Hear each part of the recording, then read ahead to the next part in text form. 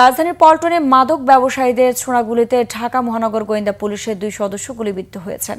গুলিবিদ্ধরা হলেন লালবাগ বিভাগের ডিবি পুলিশের উপসহকারী পরিদর্শক আতিক হাসান ও কনস্টেবল সুজন। বুধবার রাত 1টার পর পুলিশ হাসপাতালের বিপরীতে এই ঘটনা ঘটে। পরে গুলিবিদ্ধ অবস্থায় তাদের ঢাকা মেডিকেল কলেজ হাসপাতালের জরুরি বিভাগে নেওয়া হয়। পুলিশ জানায় লালবাগে ডিবির একটি দল অভিযানে যায়। দলটির নেতৃত্ব দেন সিনিয়র সহকারী পুলিশ কমিশনার এনায়েত কবির শোয়েব। অভিযানের সময় একটি প্রাইভেট কারে থামালে গাড়িতে থাকা মাদক কারবারিরা গুলি চালায়। এতে এএসআই আতিকের পেটে এবং কনস্টেবল সুজনের পায়ে গুলি লাগে। ঢাকা মেডিকেল কলেজ হাসপাতালের জরুরি বিভাগে নেওয়ার পর আতিককে ওয়ান স্টপ ইমার্জেন্সি কেয়ার ইউনিটে ভর্তি করা হয়। চিকিৎসকরা জানিয়েছেন আতিক হাসানের শারীরিক অবস্থা আশঙ্কাজনক। ঘটনাস্থল থেকে একটি প্রাইভেট কার জব্দ এবং 3 জনকে আটক করা হয়েছে। দর্শক, এই মুহূর্তে ফরেন সার্ভিস একাডেমিতে আছেন সহকর্মী মুহিবুল্লাহ মুহিব। সরাসরি কথা বলছি তার সাথে। মুহিব, আলোচনার বিস্তারিত জানাবেন।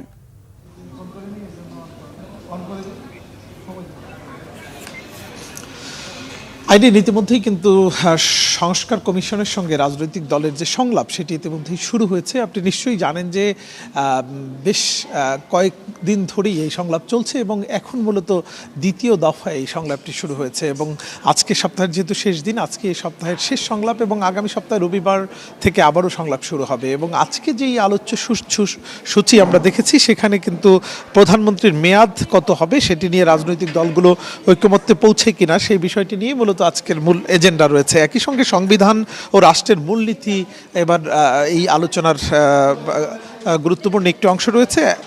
শুধু তাই নয়, আরেকটি গুরুত্বপূর্ণ এজেন্ডা যেটি রয়েছে নির্বাচনী এলাকার বিশেষ করে এলাকা নির্ধারণ, অর্থাৎ আসন পুনর্বিন্যাসের বিষয়ে রাজনৈতিক দলগুলো কতটা একমত পোষণ করে বা সেটি কোন কোন আসনের ক্ষেত্রে হবে এবং কোন আসনগুলোকে এই মুহূর্তে পুনর্নির্ধারণ করা জরুরি সেই বিষয়গুলো সিদ্ধান্ত হবে।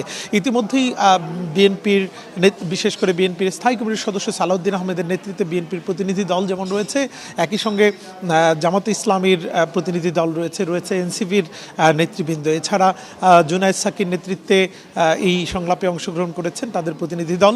সব মিলিয়ে একটি প্রাণবন্ত আলোচনা ইতিমধ্যেই শুরু হয়েছে। আমরা গণমাধ্যম কর্মীরা সেখানে ছিলাম এবং অধ্যাপক ডক্টর আলী রিয়াজের সভাপতিত্বে এই সংলাপটি চলছে। তবে কোন কোন বিষয় কিভাবে ঐক্যমত্যে পৌঁছা যায় সেই বিষয় নিয়ে কিন্তু আলোচনা হবে। একই সঙ্গে তারা রাজনৈতিক দলগুলো যেটি বলেছেন যে স্বৈরাচার বিরোধী আন্দোলনের পর যে রাজনৈতিক দলগুলোর মধ্যে যে ঐক্যবদ্ধতা তৈরি হয়েছে সেই ঐক্যবদ্ধ